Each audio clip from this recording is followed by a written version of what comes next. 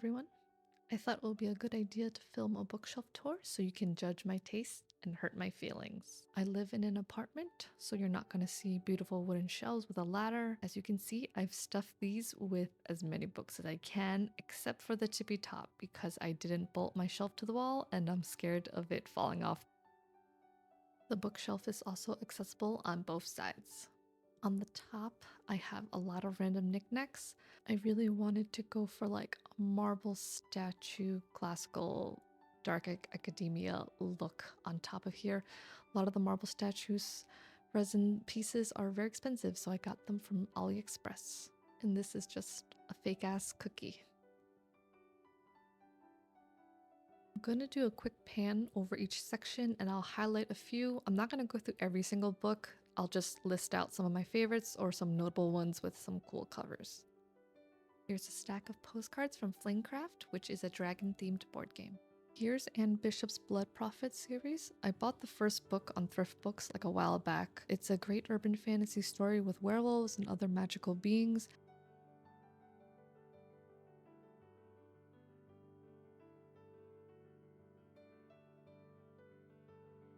I bought this because Uncarly recommended it, plus I love the 1953 movie. It's a short read and it's really funny.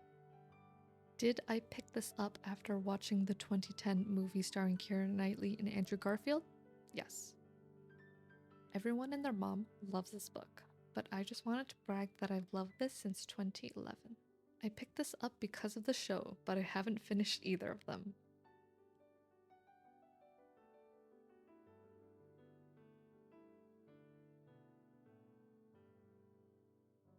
Look at the shiny cover and these sprayed edges. I've only started dipping my toes into special editions of books.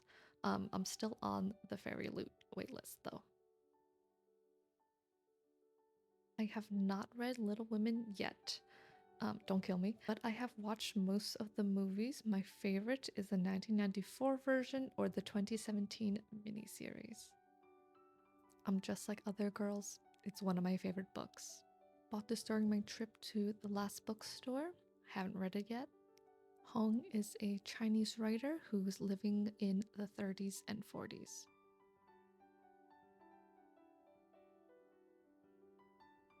I'm currently in the middle of reading this. It is a short story collection that mixes a little bit of horror and magical realism. The title basically says it all. I actually enjoyed this less than I expected. Lee Miller was a supermodel turned photographer. She ended up as a war correspondent for Vogue during World War II.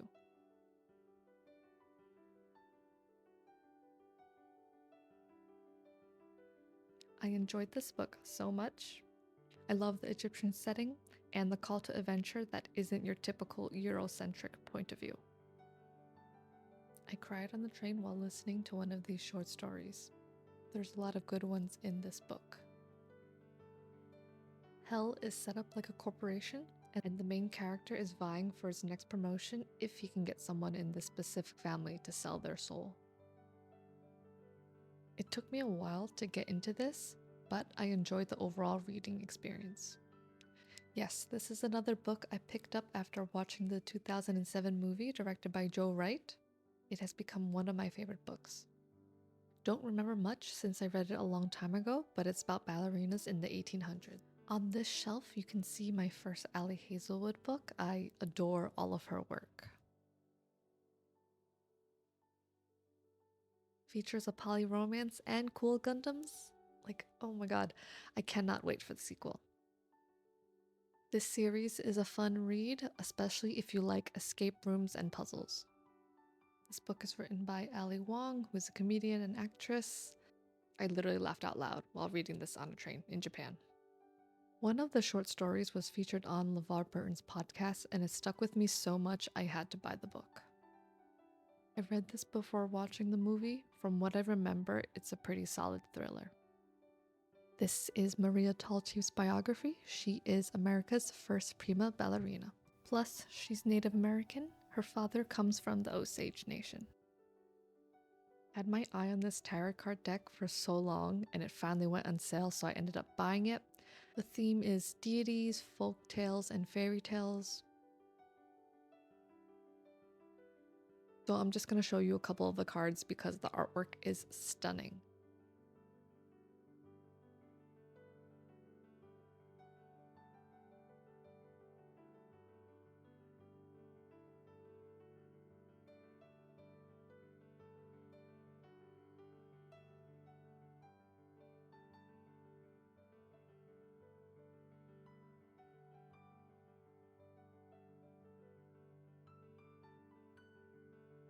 God of Endings is a historical fantasy that has vampires in it. I don't know much about it since I haven't read it yet, but I love this cover. Yumi and the Nightmare Painter is my first Brandon Sanderson read. I picked this up because Elliot Brooks said it was basically Final Fantasy X, but in book form. And she was right.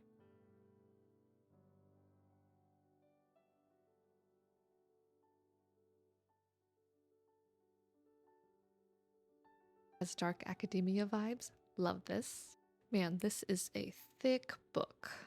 If you watch House of the Dragon, that story is in this volume. RIP to this franchise, but at least the covers are visually pleasing to look at. And let's just ignore the She Who Must Not Be Named. I do not support this author's terrible, terrible views. This book didn't change my life, but it was fun to read about museum heists. The X-Hex should be right up my alley because it features witches and romance, but I really struggled while reading this. I'm pretty sure this is my first book of the month book, and I love this. Taylor Jenkins Reid's writing is so good. Okay, now we're on the other side of the bookshelf facing the window. I have some random stuff on the left, and I will show you a sped up version of all said random stuff.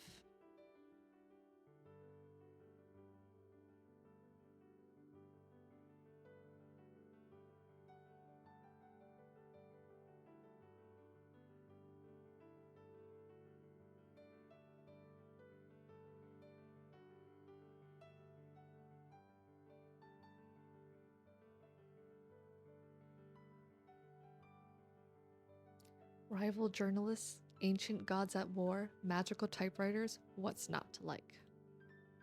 Camp Zero is a futuristic dystopian tale set in a cold and dreary setting.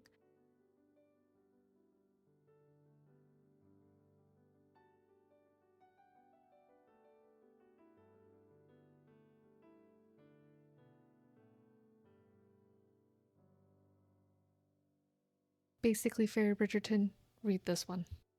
It's my favorite out of the three, and I found that with each passing book, I enjoyed them less and less, unfortunately.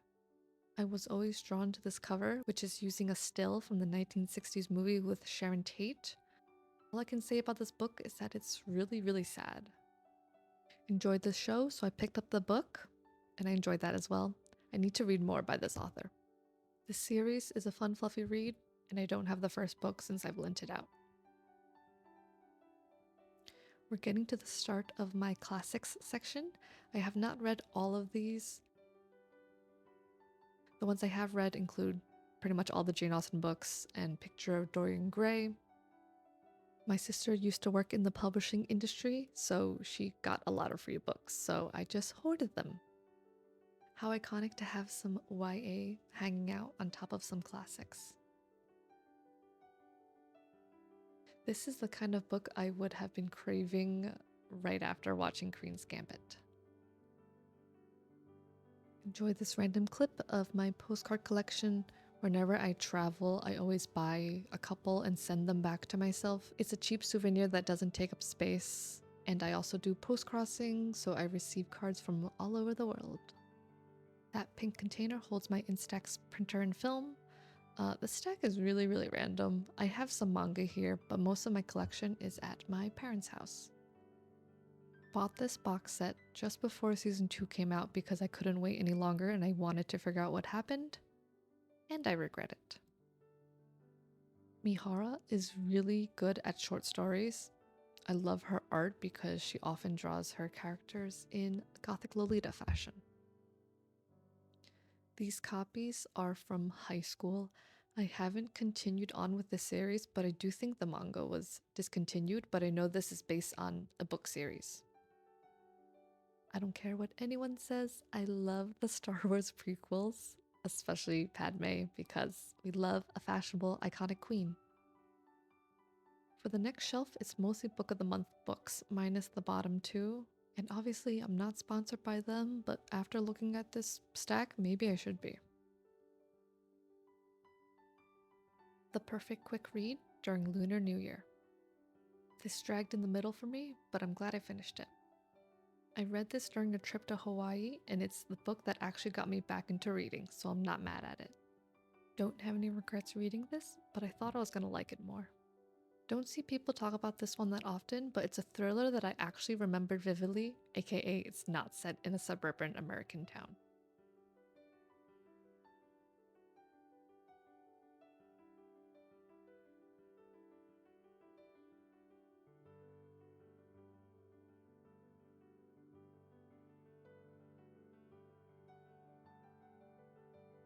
So for Breakfast at Tiffany's, I want to do a comparison video with the movie because the movie is, you know.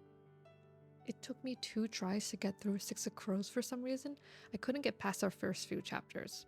So I'm currently reading Crooked Kingdom and I'm enjoying it a lot. Also, I hate these goddamn fake stickers. I read through the Shadow and Bone series right after season 1 and I ate it up. And here you can see my little DIY that I made to cover up that Netflix sticker. Eventually, I will make stickers for the rest of the series.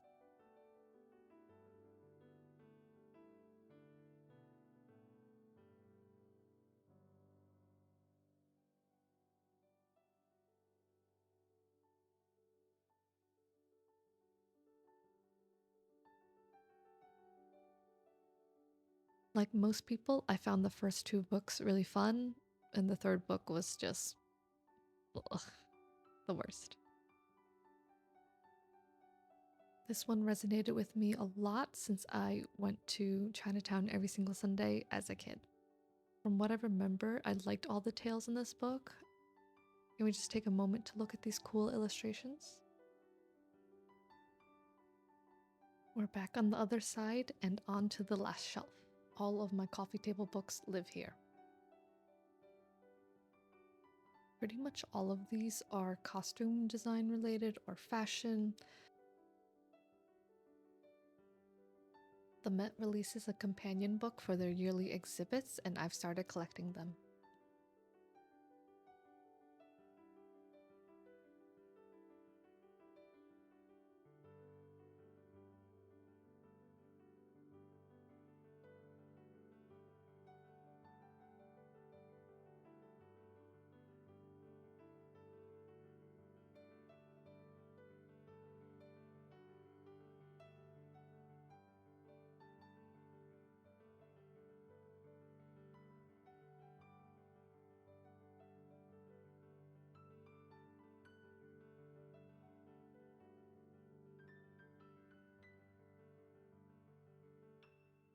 You can see that my collection has a lot of TV show and movie costume books. I love seeing the initial sketches and close-up detail shots.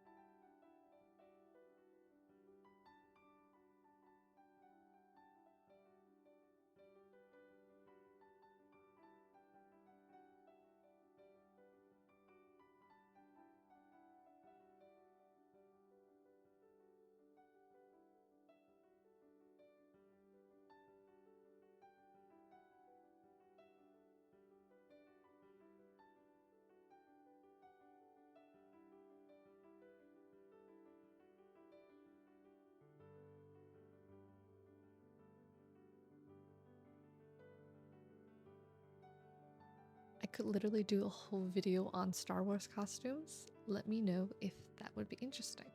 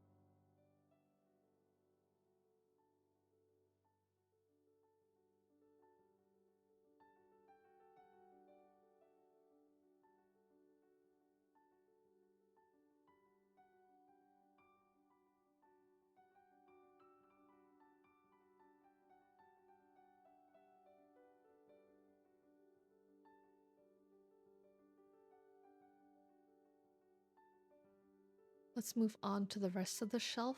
I do have a random selection of books here, including a lot of my nonfiction books.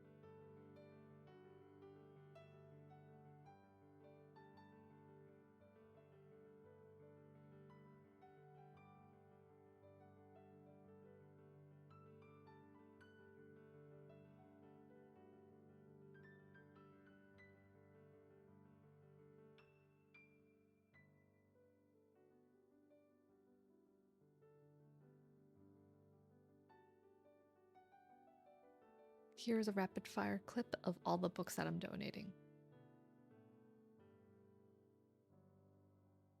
Okay, almost done. Now we are looking at all the books in my sewing room.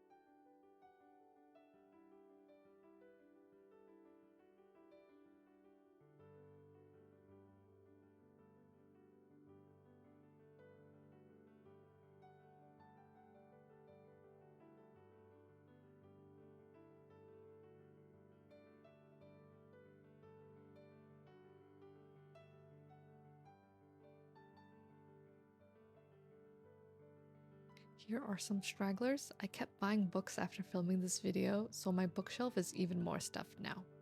If you've reached this point in the video, wow, thank you. Hope you enjoyed my bookshelf tour, and subscribe, I guess.